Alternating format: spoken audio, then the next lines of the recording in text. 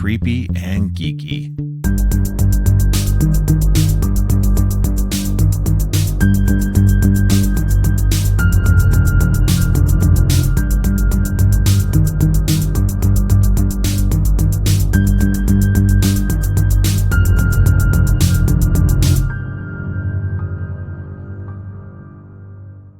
Welcome to Creepy and Geeky. I'm your host, Robert, and today is the start of a brand new series of episodes that will be coming out every Friday. I've been focused mostly on the creepy side of things for much of the time since this podcast began, and I felt it was time to finally bring more of the geeky into it. And I thought, what better way than to start off with the series on the MCU? However, this will be a different format than my creepy episodes since we will only be focused on one movie per episode. So we're starting off with the movie that started it all, Iron Man. And I thought, who better to help me kick all of this off than Donna from the Donna Tha Dead podcast? Welcome to the geeky side, Donna. Woohoo! I am a certified geek, and I'm glad to be here. I'm glad to have you on for this inaugural podcast of the geeky side. I know you've been a longtime comic book reader as well as I have, so it was like, okay, let's do this. Let's get somebody on who is really excited about that kind of stuff, and it's and who better than my most frequent guest. Well, I feel the same way. You're lucky because your podcast is titled Creepy and Geeky, and mine is right. Donna Tha Dead. So everybody just assumes I'm only going to talk horror. At some point, I'm going to devolve from horror a little bit, not much. But, I am a stone cold certified geek. I grew up in the 80s reading tons of Marvel. I'm a Marvel girl. Not that I don't like DC. I feel like you can like both.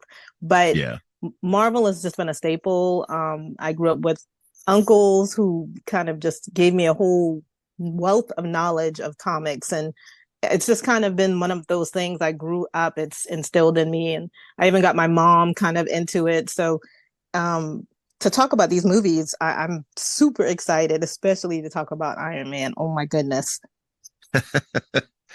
Yeah, no, likewise. I grew up reading comic books, mostly Marvel. I don't know, Marvel was the thing that caught me the most over pretty much everything for a good long while. I'll dip my toes into DC once in a while. One of my favorite titles of all time is the DC title, Starman, the 1990s Starman. But it's Marvel just, I don't know, speaks to me on another level that DC in general just doesn't. So I mean, I was like, okay, when the Marvel, when this movie Iron Man hit, and like I'd been excited for all the Marvel movies, but when Iron Man hit and it was like the start of a new thing, this new interconnected universe thing, I was like, holy shit, this is it. This is finally happening. It's one of those things you never thought you would see in your lifetime, right? Yeah. As an avid comic book reader, and as an adult, we can like finally see the worlds we've been reading about too. So that's why I was super excited. Yeah, definitely. Yeah, it's this one's interesting too because Iron Man came out in 2008, which was the same year that The Dark Knight came out and Hellboy 2 came out. In terms of comic book movies, and I'm a huge Hellboy fan as well, so that was a big deal for me. The continuation at that time of the Hellboy movies, but Dark Knight was a huge movie. I enjoyed that movie. It's probably one of my favorites of the DC movies, and probably my favorite Batman movie of all time.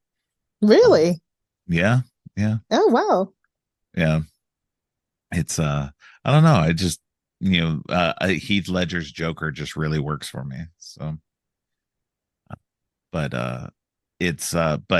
Iron Man was like, I don't know, was note perfect.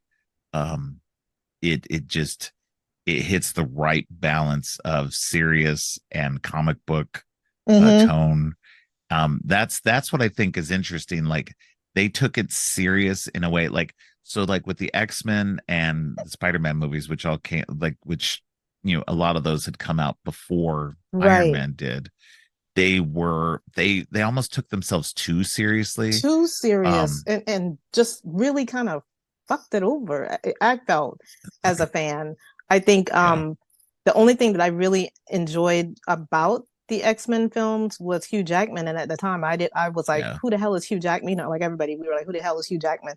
Um, he was probably the only him and Patrick Stewart are probably the only things that made yeah, me enjoy those movies. Um, right, but yeah, you're right. They took them so serious. There was no, even with the comic elements that they had in the movies, it still didn't feel like a comic book movie. You know what I yeah, mean? It was too much. They took on way too much weight with those movies. The yeah, stakes weren't yeah. that high. You could let have a little fun with it. And that's what's so great about Iron Man. Not to interrupt you, but that's what's so great about No, it. It's go ahead. that we get both worlds. We get the high stakes, but we get that comic book panel feel when we see each of these scenes that we go through. And Right. Favreau was such a great director because you could tell this is somebody who loves comic books. He Yeah. clearly was a comic book nerd and was like, this is how this should play out. And Right. I really enjoy Tony Stark as a character as a whole because just like most of the Marvel characters and most comic book characters in general, they have flaws. Like they're flawed people, but they're rooted in so much goodness. I don't know Right. if I can make that make sense, but Yeah. I like my characters to have a little bit of flaw about them, and then get kind of humanized as they go. Right. Um, so yeah, this was one I was super excited. I was so glad I got to see it and enjoy it, and then I was so glad that this was what kicked off what we now have, which is the huge Marvel Cinematic Universe. Right. Yeah. No, I agree. I think that, John Favreau, like he was like up until this point, like his biggest hit was like Elf. And so like he hadn't done much in like he had done Zathura before this. And so Yeah. he'd kind of been building towards something like this, but hadn't really done anything like that until this moment. And everybody was so he was kind of an untested, and it's kind of a hallmark of what Marvel does going forward as well. Mm-hmm. They get directors who are, smaller directors and giving them a big shot like this. And it's a nice Marvel takes chances that I think are interesting. They don't always work, but in this moment they did. They also took the biggest chance on Robert Downey Jr. at the time. Right. He Robert Downey Jr.'s star was fairly tarnished. He'd had a lot of arrests and lots of drug issues and everything up until this point. But he'd been getting clean. He'd been trying to work on his on getting back into Hollywood and into the kind of good graces. And so he was kind of uninsurable. And in fact, it like made it really hard for the production. But John Favreau really fought for him to be in the role because it like as soon as I heard that Robert Downey Jr. was going to be Tony Stark, I was like, that he's perfect. He's He is literally the perfect. most perfect. And I wasn't a big Robert Downey Jr. fan before. Just before this, in 2005, he'd made a movie called Kiss Kiss Bang Bang with Mm-hmm. um, I love that movie. yeah, I love Val Kilmer. the yeah, with Val Kilmer and Shane Black as the writer and director. It was Shane Black's first directing job, and so uh, I was like super excited. I got super excited after that because I was like, oh man, Robert Downey Jr. is so good in this. And that was the first moment that I really Mm-hmm. enjoyed him. And so as soon as I heard he was cast as Tony Stark, I was like, oh man, that is like literally the most perfect casting. He's got the right amount of snark, the right, he's got the past history with Mm-hmm. drugs and alcohol that the character has. Tony Stark in the comic books is an He goes alcoholic. through an alcohol. Yeah, he has Yeah. that period of alcoholism, and then he has people Yeah. that do Iron Man while he's getting his recovery. He's a Yeah. perfect actor for it, perfect cast for this role. And I think I like what Favreau said in an interview once that he said, I wanted somebody who could be a likable asshole. And that's Yep. exactly what he Yep. is. He's a likable asshole. You don't want to like him. He's charming and he's rich and all of these things, but we know he's a dick, but we still like him. But he's a dick with a heart of gold. So we gonna roll Right. with it, you know? Yeah, absolutely. Yeah. No, and that's perfect. It's and again, that goes into the perfect casting of it Mm-hmm. all, is that, is that Robert Downey Jr. can pull off a role like this because he's got that perfect. If you look at his filmography, even the stuff in the beginning, look at Weird Science, where he's playing this bully and everything. He's as much as you want to hate him as a bully, he's funny and You likable at love times. him. And so, yeah. Yeah. And so, you know, going into this movie, you have this, this preconception of who Robert Downey Jr. is, and he leans into it. And he becomes Tony Stark, so much so that he becomes the linchpin of everything that goes forward from this Mm-hmm. point. And so it's an amazing performance. It's such a good movie that, you're not, um like I said, it's one of those surprise things that it's so good. It's, you don't expect it to be as good as it's going to be throughout it all. I mean, we've got great casting in this. Um Jeff Bridges as Obadiah Stane, his mentor slash, nemesis. Nemesis. um it's Gwyneth Paltrow. She's okay. She's I okay. think I I mean, think we could have gotten a better actress to play her, but she's fine. yeah, I don't she's have that fine. big of a problem with her. um and Terrence Howard. Okay, so Terrence Howard is okay in this. I was glad when they changed him in subsequent I was thinking the same thing. I things. was gonna say the same thing because he was just there's something about one, I just think Don Cheadle's a better actor, and that's just my personal opinion. However, Agreed. Don Cheadle brings so much to Rhodey than more than just a sidekick. And Howard Yeah, in this movie, he's just kind of like, yeah, he's just a sidekick. He's just there to whatever, whatever. yeah, But Cheadle, he fleshed that character out, and we yeah, we root for this guy. And I was so happy that they got rid of him. I'm yeah. glad you said that because I was like, this would not work. If this guy was in all of the Marvel movies, they would have sucked. I'm sorry. No, Terrence Howard is just kind of sleepy through this. He really That's what I noticed. is. He's just kind of sleeping through it. And it's just like, okay, yeah, whatever. He doesn't have the gravitas that I think that Rhodey needs. Rhodey needs to be somebody who can really spar with And have the Tony, backbone. And and feel like exactly. he holds his own. And never did I once think that Terrence Howard could hold his No. own against Tony. You know what So Tony needs? He needs exactly what we have, which is Pepper Potts, who is not going to take any shit from him and tell him when he's in yeah, the wrong. And we need Rhodey, who is also going to not take any shit from him and tell him when he's in absolutely. the wrong. And so Terrence Howard had no his Rhodey had no backbone. There was no spine. There was whatever Tony Wood is gonna say, he was gonna do. Whereas Yeah, with Cheadle's Rhodey, that shit ain't gonna fly. So right. yeah, And I'm you with you. believe it too. And you That was the believe it. problem. Yeah, that was the problem. I think that Terrence Howard, you just didn't believe that he could stand up to him. That like No. he would be like, and it's not a stand up to him, but you to give him that backbone that he needed to be able to go toe to toe with Tony. You need Right. somebody who's going It to wasn't eventually on be his War equal Machine. level. Yeah. Exactly. So, So because I agree with you completely. The little kind of tete-a-tete they were having, I just felt like, dude, you just need to call him out on this shit. And right. there was none of that. It was just kind of like, was that you? Oh, you're not gonna say, Yeah. motherfucker, what are you doing? What, you weren't gonna Yeah. tell me? Or there was just kind of like he was in awe of Tony as opposed to saying, yeah, you need to get your shit together. Yeah. You know what I'm saying?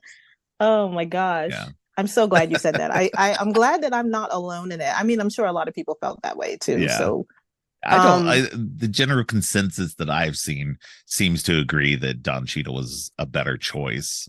yeah. In all of that. Sure, I would love to have to be in a world where Don Cheadle was Rhodey from the beginning, but it's whatever. So, yeah, and Gwyneth Paltrow, I think, does a good job at like being Tony's foil. Um, Yeah. Somebody to spar with and somebody to be his like female counterpart in a lot of ways. She's got to be strong and everything, strong enough to run the company and do everything. um and I think she does a fine job in this. I don't know, I've never been that big of a Gwyneth Paltrow fan. I think she's So okay. I'm not against her, but I'm with you. I mean, I think at least as the movies go on, as the Iron Man movies progress, I like her character a little bit more. I don't know why yeah, that is. Um, yeah, but yeah, I feel like any certified actress could have played that role. I mean, honestly, I mean, it's, she's there to give him the heart and to make him vulnerable, and I get that. But I right, mean, Tony's already that anyway. We know that he's inherently a good guy. He just likes to act like he's not, you know? right. Yeah, like deep Now, at I his do want to core. ask you Yeah, a quick question before we, sure. we start getting into this movie. Do you think, and this is something I argue about, or I shouldn't say argue, I discuss this with my family a lot. um Tony's a genius. Like, we see all of his accolades, as they're going down, what he built this thing when he was 8, and he went to MIT when he was 17. Right. And so do you think that techno geek part of his brain, is that a mutant power? No, no. You I think think it's that just a he's just, genius power? yeah, I think it's just genius. Yeah, Okay. yeah, I yeah. feel like those techno geeks are they have like some kind of latent mutant ability. That's just me because I'm a Marvel person, but I think of people like Right. Shuri, and then I think of people like Reed Richards, and Reed Richards is already a genius, but I feel like everything that they do is, it's got that heightened intelligence has got to be something extra. That's just me. That's my nerd brain talking. No, it's a good question. No, I'd like to think that people are just geniuses just because they're born that way, not through any extra mutant ability. Just because that would give them, like, I don't know, that would just tend to push people more into the mutant stuff. Um, I mean, it makes sense with and him though, because his dad was a genius as well. So I mean, right, it would just make yeah, sense he would have a high IQ because his dad does, right, right, yeah, yeah. In the comic books, things get a little bit murkier. Not about his genius, but about his parentage and stuff. So it's Mm-hmm. we won't necessarily get into that right now. Um, Yeah. but but yeah, it's definitely I believe that it's just pure genius. That's fine. I have my Uh, weirdo nerd theories. But what's so great too about this film is we get to see just, the level of genius that he does have, because yeah, obviously, that great line that Obadiah says, Tony built this suit in a cave with scraps, when he kind yeah, of barks at the guy. That alone probably irritated him to no end, that, this drunken, Horace Lout of a man is yeah, out here, just washing him with technology. And it's like the best thing ever. yeah, Um, I don't know. I love this film as a debut to our MCU. It's one of the better ones. Definitely made me forget about the X-Men films oh yeah, completely. And then I love Favreau anyway. I think he's just a really, really good director. So that was just a icing on the cake to have him kick it off. oh yeah. No, it's definitely a plus, and we see this now with Favreau, helping to guide the Mandalorian in Mm-hmm. the Star Wars arena, where he's basically kind of gotten to guide two different mega franchises in a way, from the beginning, a pseudo beginning, at least with Mandalorian. I feel like we're in this new section of stuff with that, um for Star Wars, but with Marvel, he kicked it all off and set the blueprint, really, for everything that came down the line afterward. So um it's I don't I don't know where I was going at the top, but yeah, no, I agree with you. Like, it kind of with X-Men and Spider-Man and stuff like that. It's like Iron Man kicked open the door and was like, "Yes, I'm here. you big flagship people, you ain't nothing. So Exactly. and that's what's funny is Iron Man was considered like a bottom tier character to start out with, and like it's so funny and weird that like to think of that, like, you know, because Spider-Man and the X-Men are like, you know, A-list level like heroes, and that, you know, that's why they were able to sell them off and everything, that, you know, and to help you financially, like, you know, with Marvel was in a bad place. Marvel Comics were in a bad place Yeah. in the 90s, and they sold off their characters. So this is a little backstory about everything, because not everybody might know this. So, you know, with they were about they were about to go bankrupt. So they sold off some of their characters, the film rights to their characters. They sold off Spider-Man, Hulk, Fantastic Four, Fantastic Four. X-Men, lots of stuff that and so, and you know, because they didn't have the ability to make the movies themselves, and so they were just like, okay, let's sell these off. We'll make some money off of these once they get made. And, you know, it took a little bit of time. They managed to get out of bankruptcy and survive that with selling those off. And then, you know, Fox and Sony made, you know, the Spider-Man and X-Men movies and Fantastic Four, and, you know, all that we just talked about. And then, so, you know, to you know, pretty good success. Don't get me wrong. The Spider-Man movies and the X-Men movies were good. They did well. Yeah. You know, all things aside from that, like, I think they did well. I'll admit that I like the Spider-Man and X-Men movies quite a bit. I have issues with both of those. There are a lot of issues with both of them. Yeah, I'm like, I like Tobey Maguire. I didn't too. think he was a good Spider-Man. Right. I didn't think he fit Spider-Man, and so it was just one of those things that just always bothered me. And the same with much of the X-Men. Like you said, you know, Professor Xavier, Patrick Stewart was perfectly cast for that. I think Halle Berry was very well cast for Storm. And I'll argue that one with you. That's not my I think she was okay. I think she was okay. I don't think she was perfectly cast, but I think she was okay. She was okay, and I know the draw was because, you know, it's Halle Berry. Nobody's gonna say no to that, but there were other qualified actresses that probably could have carried that role a lot better than she did. And here's what I think, though, too. I think, yes, I agree with you. I think not only that, but I think a much darker skinned actress should have been in the role as well, because you're talking about somebody who was the basically the goddess of Africa, you know. And so, you know, it should have been somebody who, and again, I like Halle Berry, but I agree. I think somebody darker skinned should have been, you know, that's one of my that was my biggest thing when I saw it. I was like, come on. I mean, you know, when you're an African American girl and you're reading these comics, you want to see somebody who looks like somebody who's in the comic. And nothing against her. I think she's gorgeous and she's a beautiful woman, but no. That's gonna be my end of that point. I'm not gonna say anything else about it. But there are flaws with all of them. I mean, you know what I mean? But I'm like you. I like it because as a comic teen, I wanted to, it was nice for me to see that on screen, to go to a cinema and see that. Yes. Did I like everything about it? No. But I still enjoy them. I do. Absolutely. I don't, you know, but you're right. For Iron Man to be the first right out the gate, that is kind of an odd choice, because most people don't even talk about, at least I didn't hear anybody talking about Iron Man. No. And then, you know, collecting the comics and then seeing his story arc, I always kind of wondered that too. Like, well, how are they going to tackle the alcoholism? How are they going to tackle this? How are they going to tackle other people doing Iron Man when he was, you know, going through rehab? You know, it's nice.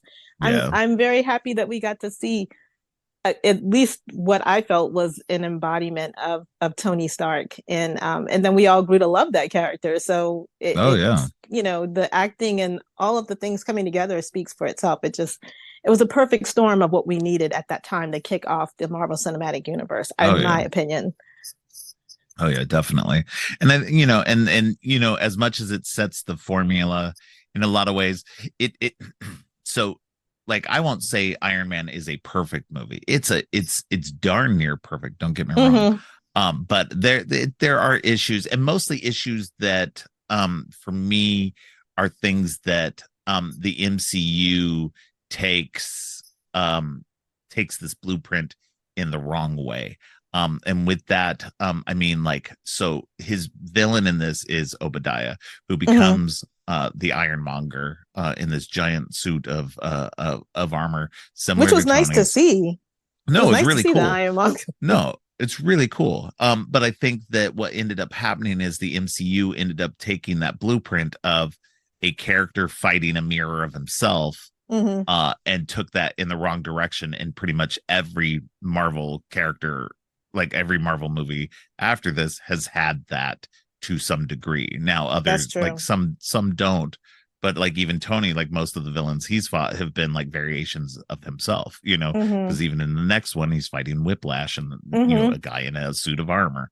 Right. So it's and to be fair, I mean they are basing these characters. It's not like it's not out of line, because that's kind of what they do in the comic books as well. These None of the characters that these heroes face are necessarily um wrong. Like every bad guy that these guys face in their own movies is a bad guy they face. That's just what happens. Mm-hmm. So a lot of times they do fight their mirrors, because it's easier to do it that way. um so like, but sometimes it just gets boring, is where I was going with that. So it's interesting. And again, like, I did read something like that instead of Obadiah in this, they had talked about potentially doing like Titanium Man or Crimson Dynamo, which I thought would have been like really cool, actually. Like, now hearing that, I would love to see Red Dynamo or Crimson Dynamo or the Titanium Man in one of these movies at some point. So that would have been cool. I kind of wonder Um, where they stand on that. Like, why do they pick certain people to be the villains of that particular story arc? You know what I mean? Like you're saying, I right. agree with you. Like, I would probably find that a lot more interesting. Not that I don't like. It was nice to see Ironmonger just because it's huge. But then you're right, and we just see like the repeat of these same mirror images of these villains. I didn't even think Right. about that till you said that. I was like, oh shit, yeah, that is true. Yeah. No, it's a Even it's to a the common yeah, complaint with people like that criticize the MCU, is that like most of these villains have been, mirrors to the hero, and there's not like much to give the hero a run for their money. Um that when it is comes down to true. it. Yeah. I mean, we do get people who are more powerful at times and, give the hero a run for their money, like, Hela in Thor Ragnarok, and, stuff like that, so that, there's another But that's few level and where far in between, though. it Now is, it that really I'm is. sitting here really thinking about it. No, Well, and thanks, I'll agree Robert. that is a fair criticism of the MCU. Yeah, Um I will agree that it doesn't lend itself to much, I guess, conflict, good conflict, and that and it needs they to do go for the needs to safe change. layup of villains too. You know what I Yeah, mean? It's they not do. like there's so many good ones out there, and we kind of just Yeah, get the kind of softball ones. But that's it okay. kind of, I'm good with yeah. that. I mean, to be fair, like, I'm okay, because as long as they're telling a good story in it, I don't Right. mind that the I don't villain mind is it. a yeah, I don't mind that the villain's a mirror. Yeah. So it's like, okay, it's fine, but as long as the story is compelling and interesting, that's all that matters to me. So, it's I don't know. I We're will getting say, some. Go ahead. oh, go ahead.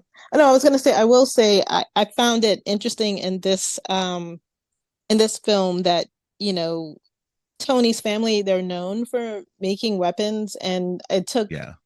it took him being captured to realize that the weapons were in the wrong hand. And I thought, you could not have been that naive, sir. You had to Right. know that your weapons were all Well, over the world. Well, to be fair, they actually make a plot point of it that, he didn't know that Obadiah was selling them to, like, he assumed he was just selling his weapons to, the US and US allies. And But so, he lived in the real world, though. Come on. true. No, don't get me wrong. Like, that's definitely a head in the sand, like, I'm not going to pay attention to the fact that, my where my money weapons comes may from. possibly be, Yeah. my weapons may possibly be in the wrong hands.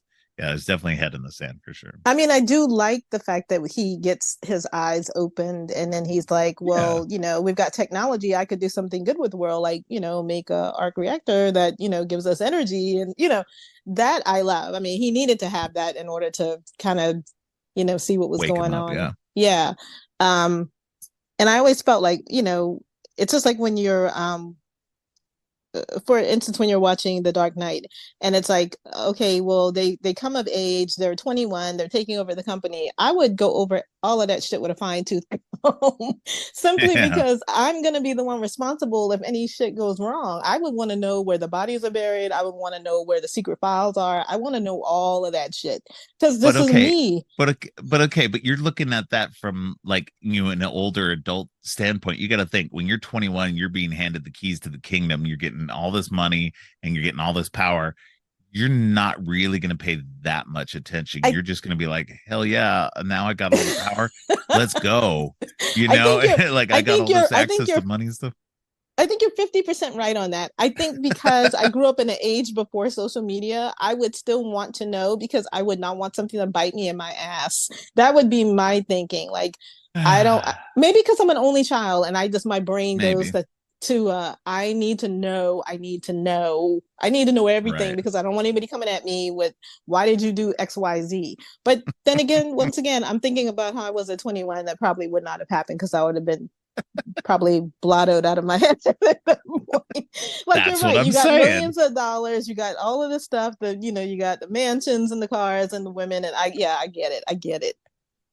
I could see that. But at some point he'd have to wake up. You turn 30 and you go, hey, maybe I should check this shit out and see what's But again, going if you on. look at the way Tony is in the beginning of this movie and It's vastly before that different. happens, Yeah. he's still kind of in that I'm not going to pay attention thing. He's supposed to be at this award ceremony that he doesn't really care about. He's more Right. cares about like being in Vegas and being with women and all of that. Like Right. he doesn't have his mind on any of that at that point. So his focus is elsewhere. So And he did do a it's good job of conveying that. Like I really did mhm, believe that he was just kind of completely, oblivious to everything else that's around him except for the money and the women and the power. That was all right. he was, even the one little reporter lady comes up to him and and she's like, how do you sleep at night? And, do you get a good night's sleep? And he's like, I'd be willing to lose a few hours with you. And then they hook up. And I'm like, damn, it was that easy? Yeah. I guess But so. that's the thing. Even when presented with information like that, Right. he turns a blind eye to it and goes, yeah, but I'm doing other good things on the side, and military funding helps provide that, which to be fair is true. It is true. A lot of good things in our society have come from military funding. You need Right. that money, You that do need the military money. funding money to advance stuff, which sucks. It's kind of a catch 22 Yep. situation. Double-edged sword. So it's like we need war to make peace, which is weird. And I don't fully believe in that, but I think that there are ways to, instead of, I don't know, wasting money on war, that just turn all that money into peaceful prospects. So Yeah, that and would at be least that's ideal. what. That would be an ideal society, but everybody Yeah. wants to line their pocket like our nemesis in this. I can't say it. Yeah. Nemesis in this movie. Sorry, my lights just flickered and it scared the hell out of me. We're having a bad thunderstorm right now, so I was kind of like, oh my god, what happened? Luckily I didn't lose you, so that was good. Yeah. So but yeah, you have people that want to line their pockets, like Obadiah. So you're always going to have those people that are going to push for their agenda and kind of keep you in the dark, which is exactly what he did with Tony. It's wild. Oh my gosh, sorry y'all, that storm is creeping out. um but yeah, this movie was great. I feel like it definitely set the bar because we have lots of humor, we have lots of people in peril. We get to have Agent Coulson and him Yeah. saying the acronym for shield like over and over, which is so Which, okay, funny. so I think it's funny because they end up retconning that later. Like, it's a joke in this movie that, oh, it's a mouthful and everything, but they end up Hmm. retconning it in like later on down the road, specifically in the Captain Marvel movie. Where it's in the 90s and they're already being called Shield, and like, yeah, I mean, Right. even like later on, like in other movies they talk about how the SSR becomes Shield, and Hmm. so it's a whole thing. And so it's just funny that they do that in this movie. It Looking is back on funny. it, like if you go back and watch this after you've seen some of that stuff, you're like, wait, why are they doing that? Because they didn't have the storyline firmly in place yet. That's why. It's kind of like when you watch So, the Fast and Furious movies and like people that have died are still there and they give the explanation as to why they're still there, even though they died yeah, like 4 movies ago. But okay. yeah. But yeah, little things like that I have to let go and then just enjoy the ride as it is. But I love this one. I cannot tell you how much I love it. I love Jarvis. I love, we Oh get yeah, Jarvis is great. happy, it's just one of those movies that if anybody else had played that role, I don't know if I would have loved that character as much as I do. I don't think I Oh would have yeah, loved it. Robert Downey Jr. really just brought every little nuance that we needed, and he made Tony Stark kind of that breathable character. We get to see him yeah. fleshed out, and we get to root for him, even though we know he's a fucking jerk. We love him. I mean, we can't help but love him. Oh, yeah, absolutely. Yeah, no, he embodies the role perfectly, and he is like literally the perfect person to play Tony Stark. I don't know anybody who could do it. I'm sure they're going to recast at some point, figure out a way to do that, Right. somewhere down the road. Hopefully not for a while, but it'll be interesting to see that happen, and see who they get down the road who could possibly play that. At some point before this movie came out, they had I guess Nicolas Cage and Tom Cruise had been circling around the role long before this movie was to be Right. made, like in the 90s. Um, so it would have been interesting to see either one of those two in the role. I think Nicolas Cage could have been interesting. I think Tom Cruise is a little too square for it. He's like, not that he couldn't pull it off, but I just don't think that he would have done as well with I it. mean, he's good But at I playing think, an asshole. We've seen Tom yeah, Cruise play jerks, but I don't. We need somebody, just like you just said. We need somebody that could bring both elements of that to that yeah, character. Like he has to be believable on both sides. So right. I don't know. Yeah, I'm with you. Tom Cruise wouldn't have sold that for me. I No, mean, no. I don't I think think I. Nicolas Cage could have done a good job. I think he could have been an interesting choice. I think that Robert Downey Jr. was the correct choice. He Right. was the most perfect person to be cast in this. He like, as soon as he was cast, I was just like, oh, that is the most perfect casting ever. Like literally nobody else, like no other casting in anything else. Like when they announced that Chris Evans was going to be Captain America, I was like, what? Like he he's the snarky guy. Like in every movie he'd been in up until that point, he was like the snarky dude. The And I guy was who just had the like quips on everything. pulling Yeah. off white bread, like, like Captain America, straight up Captain America. And to be fair, he pulled that off so He well. So did. it ended up being perfect casting. So but up until that point, I was like, I don't know about that.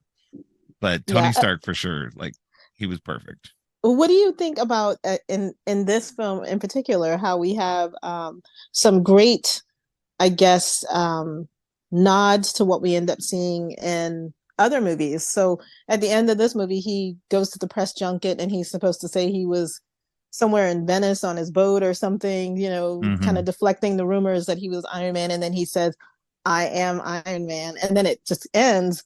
But then we get that in Infinity War where he does, or is it Endgame? I always forget which one. Endgame.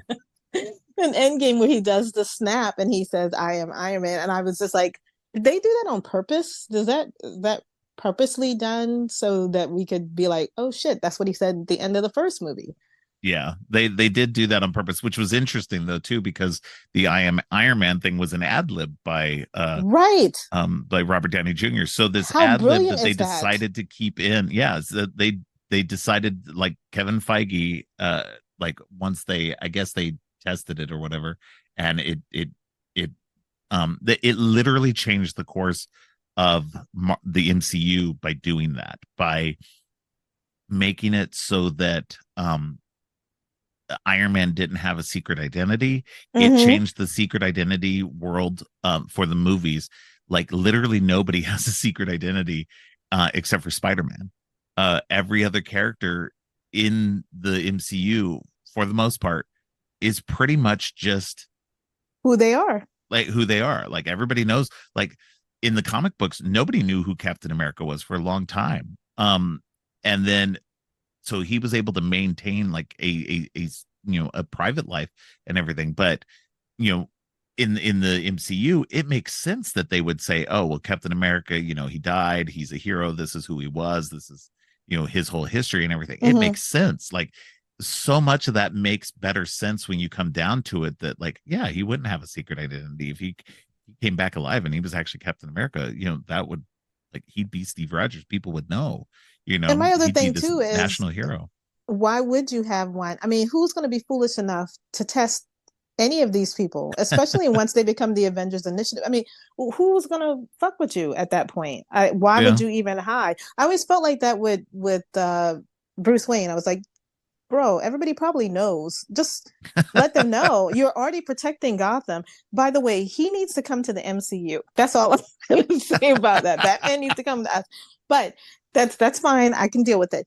However, I love that. And then there also is that scene where he's testing the suit for the first time, and then he goes up and he gets the ice, and then he does that again with Obadiah, and gets him up there, and he's like, how did you work out Right. the de-icing problem? And then he does that kind of similar thing in the Avengers when he's getting rid of the bomb. And I thought, did they do that on purpose? Like, I'm everything. I'm my brain is always like, did they do that on purpose? Did they purposely do that? But it's also to show us that he has, he's doing a selfless act. He knows that Yeah. he's got, like, almost 2 to 7% battery life, and he could die doing this, but he's fine with it because he needs to take this guy out.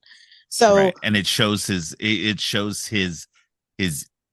deep down at his core, he is a hero. He may be Tony Stark, he may be selfish, he may be who he is, but when it comes down to it, he will definitely sacrifice himself for the greater good. yeah, when And push comes to shove, he really yeah, does show up. I he mean, is a that's what he hero. does. Yeah. We it's the same thing we get with Wolverine. It's like, yeah, he doesn't want to get close to people, and then we find out why. He's like an older, like much older person, and he's lost so Yeah. many people. He doesn't want to get close, and I understand that. But deep down, he's a hero, and everybody wants to be close to him. He's going to do what he has to do to protect And we've people. And seen it time and time again in the comic books that Wolverine is this great father figure. he is. Multiple times he's helped nurture Kitty Pryde, Yep. Jubilee, multiple other young kids. And when him and Scott had a break, this is getting totally off topic and totally in the weeds of comic books, but I gotta say it. But like Right. him and Scott have a Scott starts getting really militant. And Wolverine's like, no, we need to be teaching these kids that we're not a military group, that we're a school. And so Yeah, he they need goes to off defend and takes all the themselves. kids and creates the Jean Grey school. And it's Wolverine becomes this person who is about like fostering this next generation, like, and this guy who was a killer, Mm-hmm. and it just goes to show that it just because one thing about a character doesn't mean that's who they That's not who they 100% they entirely are, are. who they are. Yeah. Exactly. And then they get that chance to show who they are, not necessarily for anybody else's benefit, but because that's what they need at that time And to that's make who sure. they are as people. and Yeah. and the core, that's who they are as people, and that's who Tony is as a person. I mean, Absolutely. if anybody else had been in danger other than Pepper, he probably would have been like, well, I'm still going to stop this guy, but I'm not going to rush to do it. You know what I mean? But Right. because he was already in that moment of, this woman did what I asked her to do all the time, and I asked her to do this one thing, and now I put her in harm's way, and I gotta do something. This Yeah. is the time I gotta do something. Um, what else did we want to say about this movie?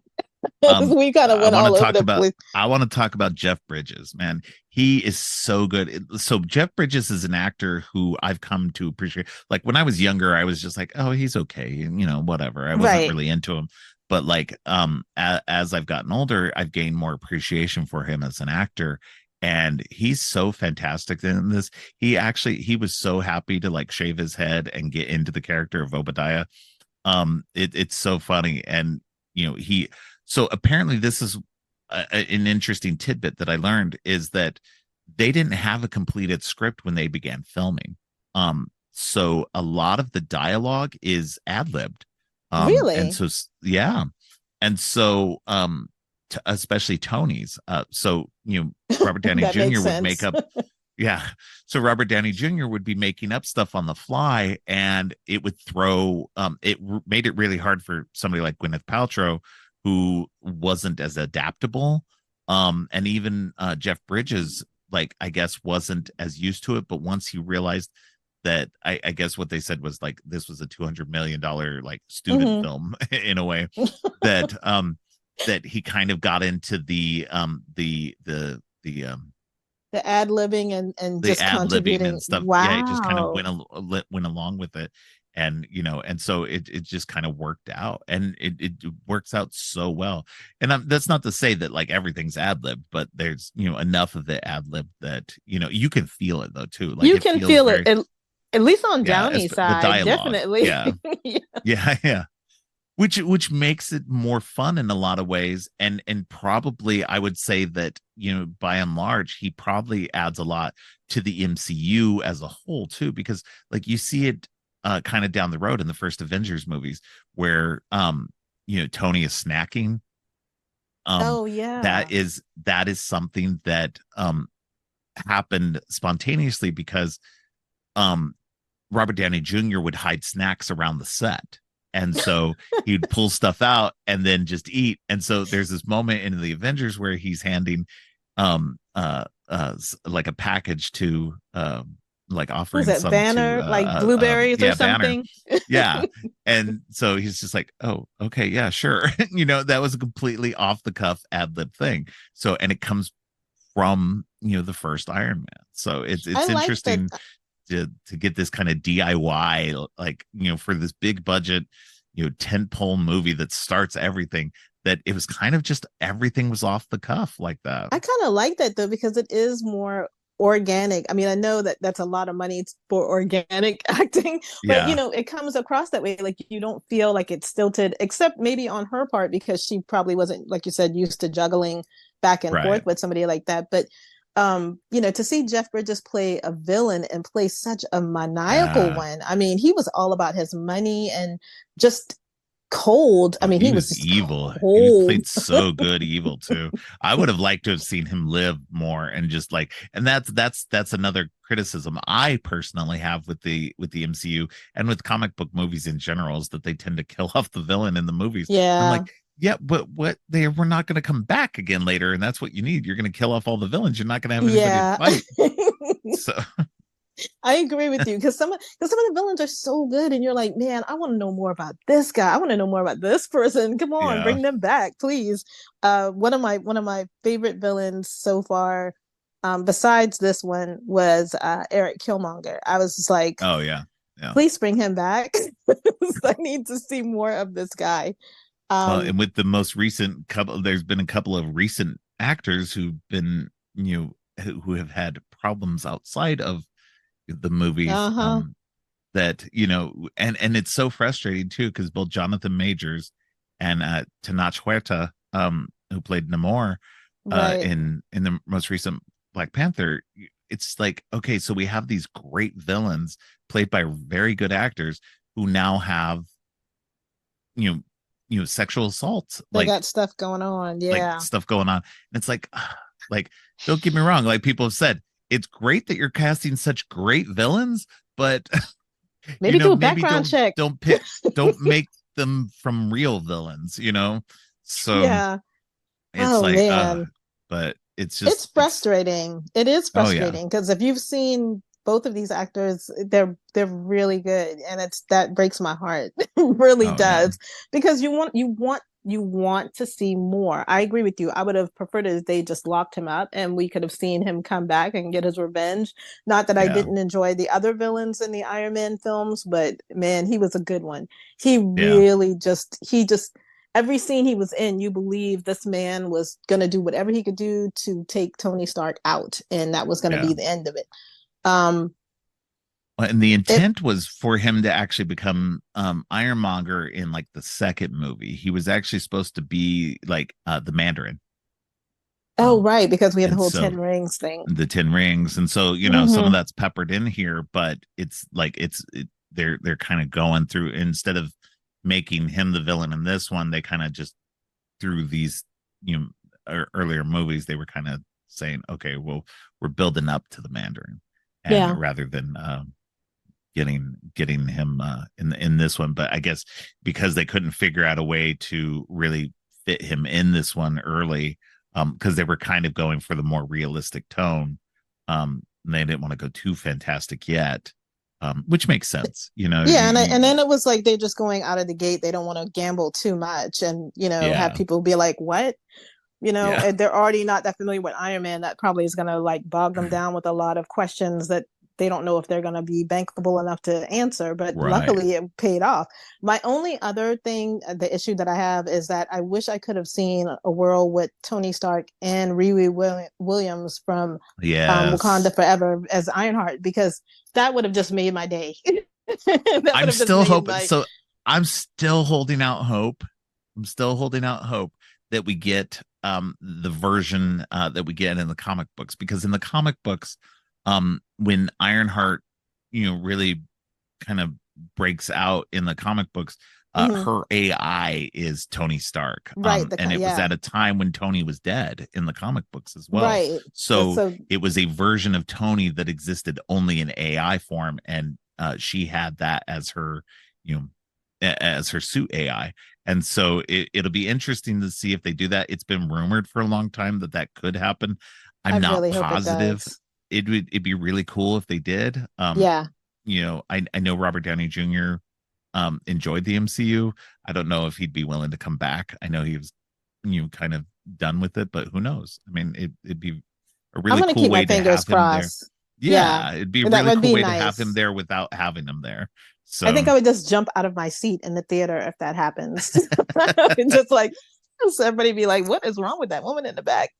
Um, but yeah, this was like a chef's kiss as far as an intro to what we are going to be seeing years down the road. We're it's such a great thing for me too, because I always have a way to bring my mom in, but I know she loved this film. I would have loved her to see all of what's gone since this, because I mean we've gotten so many great films just oh from yeah. the kickoff of this.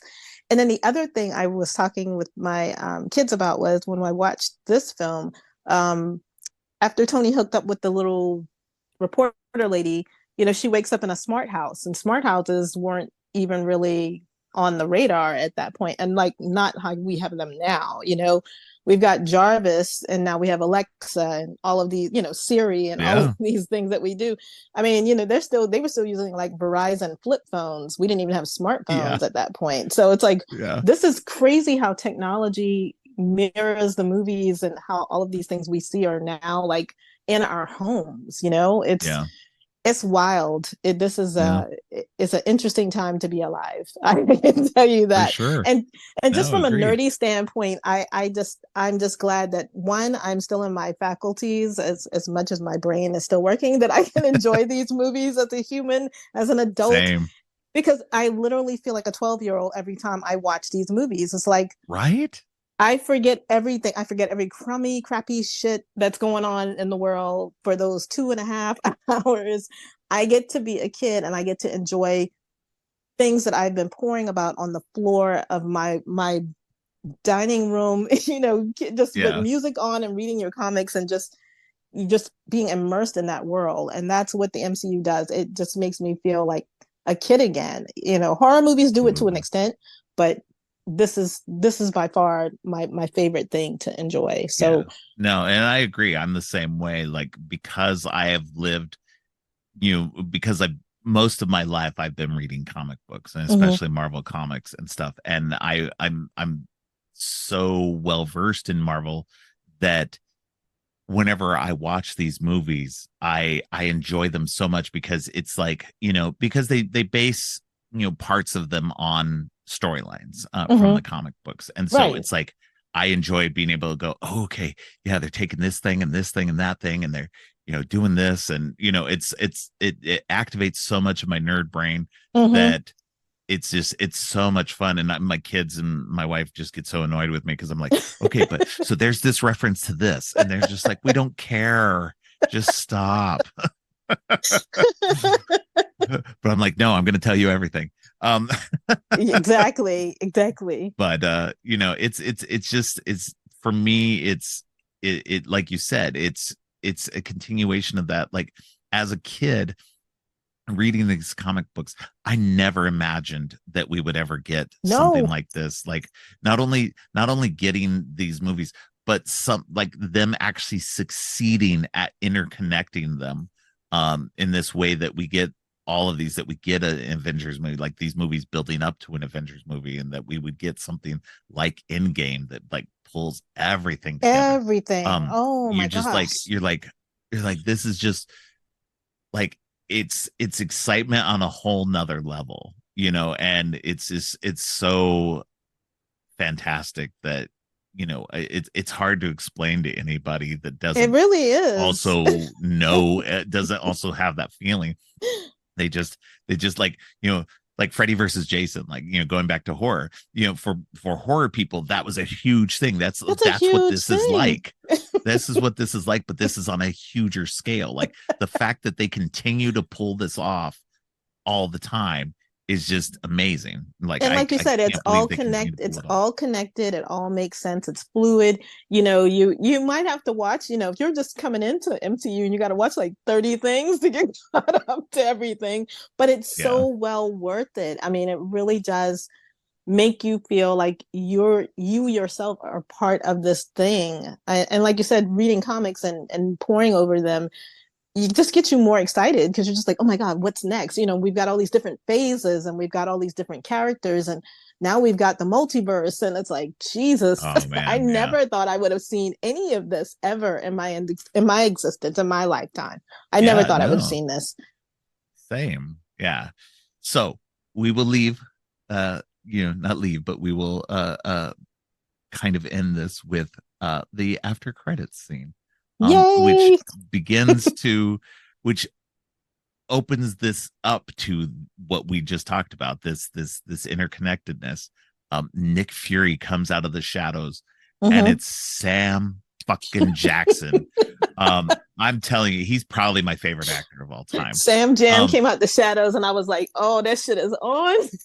oh my god. And so for people who don't understand this, okay, so Nick Fury in the comic books, the original Nick Fury, is a white dude, White guy. um who was a World War II guy, who same as Captain America, he fought with Captain America in World War II. Mm-hmm. And through this thing called the Infinity Formula, he was able to live a lot longer, and he lived to the current day, and all that. So wait, But before you go there, so Nick okay. Fury, and I want to make sure I'm correct on this. So Nick Fury was the original Sergeant Fury. Yes, Sergeant Fury and his Howling Commandos. Yes. That's right. I love that comic. Okay, go ahead. I'm Yeah. sorry. Yeah. I No, said no, the no. You're part good. that and So no, and that comes into play later in the first Captain America movie. Captain America has a group called the Howling Commandos. Howling So Commandos. they kind of change things up, because they don't want to make Nick Fury as old as Captain America without having Right. to really explain the mess of comic books. Yeah. But so in this, we get a Nick Fury that is based on the Ultimate comic books version of Nick Fury. The Ultimate Comics line was an alternate reality where the Marvel Universe kind of started in modern time, and things were different. And in that version, the Avengers had a Nick Fury who was actually his likeness in the comic books was likened after Samuel L. Jackson's character, or Samuel L. Jackson himself, with his permission, because Sam Jackson himself Is is a also a huge comic book comic book nerd. fan. Yeah. Right. So of course he's going to be like, yeah, put me in that Hell shit. yeah. And so he, so he, when he got cast, it's like, thank you. Because I was super excited for that. And then they kind of retroactively like kind of put him into the main universe. They introduced a character that is the son of White Nick Fury. White Nick Fury had a dalliance with a black woman, and then Nick Fury Jr. Was born, and now he's the Nick Fury of the main Marvel universe. And so, but in this movie, this is kind of what starts all that. And so, it's just perfect. And then he comes in, he says, you think you're the only one? No, like it's time to start the Avengers Initiative. And it's like, okay, yeah, let's do this, so hell yeah. And to this day, Sam Jackson has still been a bedrock of the MCU.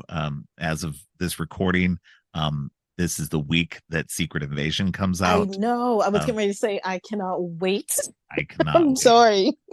And I read something recently about Sam Jackson. He said that he should have been in like most, if not all, of the Marvel movies. He should have just been popping up in every one of them, because I mean, as the director of S.H.I.E.L.D., Right. you think they'd be cleaning up after everything, and it makes sense to a degree. Yeah, of course he should be popping up in everything. Right.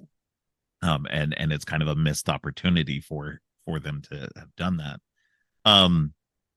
So there was another thing that there's so a lot of people like to shit on comic book movies in general and kind of say that they're not good and blah blah blah, and everybody's got Right. superhero fatigue or whatever. And even Quentin Tarantino had recently said something about to the effect of there's no the MCU has contributed to the fact that there's no movie stars anymore, that nobody like just everything's manufactured. And it's like, and Sam Jackson disagreed with him vehemently and said, number one, somebody like Chadwick Boseman was definitely a movie star.